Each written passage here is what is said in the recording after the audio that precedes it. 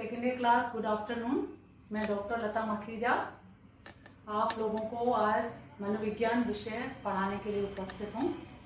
जैसा कि आप लोग जानते हैं, कोरोना वायरस की वजह से देश में चारों तरफ कितनी परेशानी चल रही है। इन विपरीत परिस्थितियों में हमें किस तरह से आगे बढ़ना है, इसके लिए हमें ऑनलाइन क्लासेस चलानी है। तो इसको आपको ध्यान से सुनना है और पढ़ना है, क्योंकि क्लासेस बिल्कुल नहीं चल रही है, स्कूल बंद पड़े हैं, सब कुछ बंद है। तो ऐसी स्थिति में आप लोगों को भी थोड़ा ध्यान से पढ़ना पड़ेगा। तो सबसे पहले आपको हम स्मृति के विषय में बताएंगे।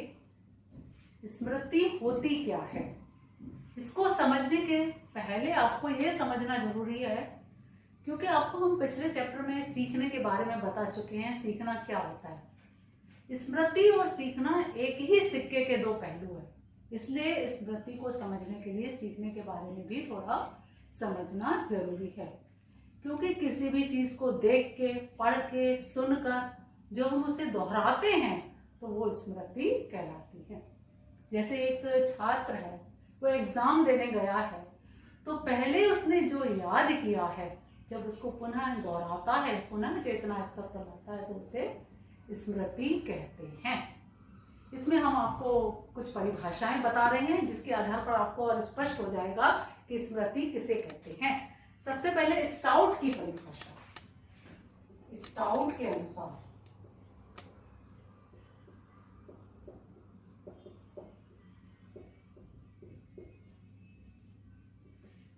सबसे पहले आप चलेंगे स्टाउट के अनुसार, स्मृति एक ऐसी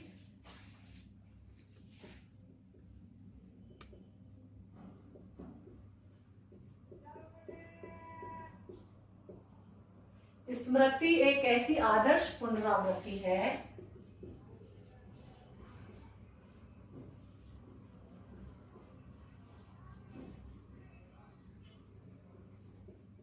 जिसमें अतीत के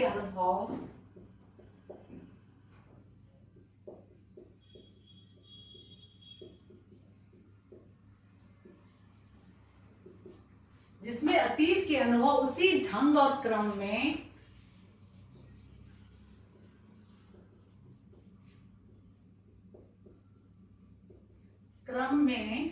जागृत होते हैं,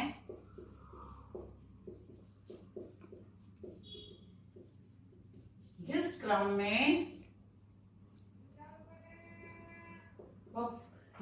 में वह पूर्व में उपस्थित थे।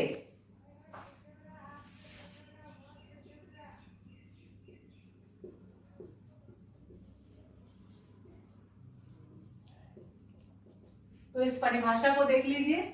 अतीत के अनुभव यानी कि पहले हमने जो अनुभव प्राप्त किया, पहले जो हमने सीखा है, उसकी आदर्श पुनरावृत्ति, उसको फिर से हम जब दोहराते हैं तो वह स्मृति कहलाती है।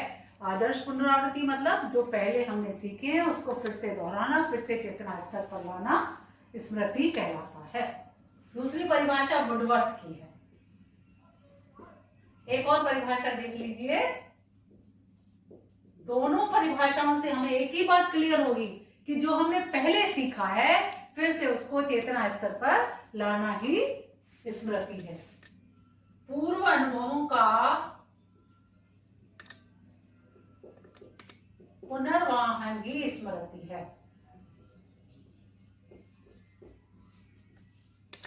अब इसमें भी इन्होंने पुनर्वाहन शब्द बताया कि उसको रिमेंबर करना, पहले जो हमने सीखा है फिर से हम उसको रिमेंबर करेंगे तो वो स्मृति कहलाता है।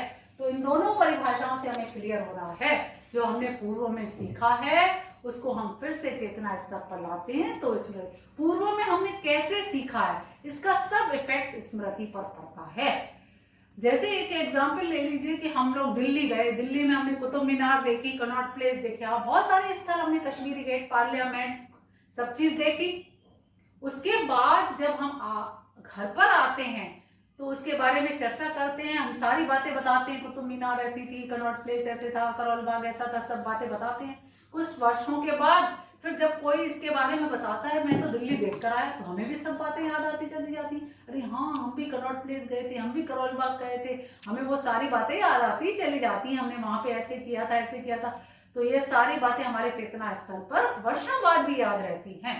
तो इस तरह से पहले जो हमने देखा है, सुना है, पढ़ा है, वो फिर से अगर हमारे चेतना स्तर पर आ जाता है तो उसे हम स्मृति कहते हैं। स्मृति को एक उच्च मानसिक प्रक्रिया कहा गया है। क्यों उच्च मानसिक प्रक्रिया कहा गया?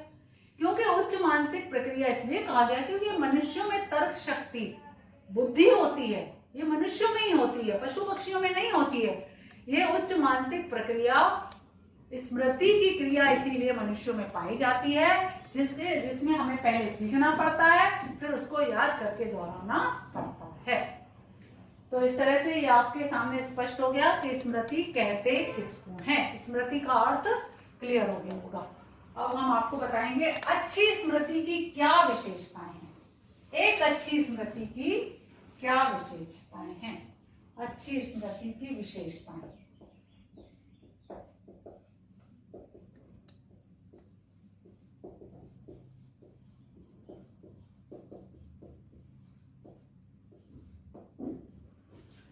पहली विशेषता है सही ढंग से सीखना।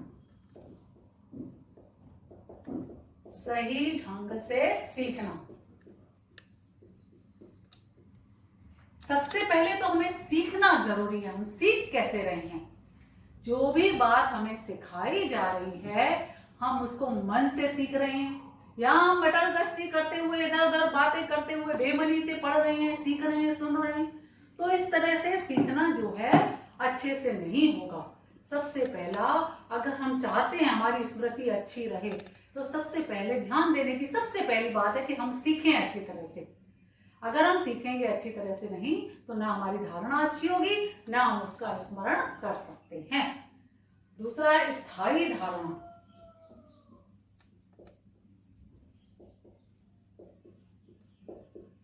सबसे पहले अच्छी स्मृति के लिए सीखना सही होना चाहिए। दूसरा, उसके लिए हमें स्थायी धारणा भी होनी चाहिए। अगर हम किसी भी चीज को बार बार अभ्यास में नहीं लाएंगे तो धारणा लुप्त हो जाएगी। थोड़े समय बाद उसके स्मृति चिन्ह खत्म हो जाएंगे, वो धारणा स्थायी नहीं रहेगी। अगर हम ढंग से नहीं सीखेंगे किसी भी चीज को, अगर हम अच्छे से सीखेंगे तो उसकी धारणा भी लंबे समय तक बनी रहती है, उसकी धारणा स्थायी रहती है। थर्ड है उत्पादकता। उत्पादकता में सही समय पर सही चीज का याद रहना।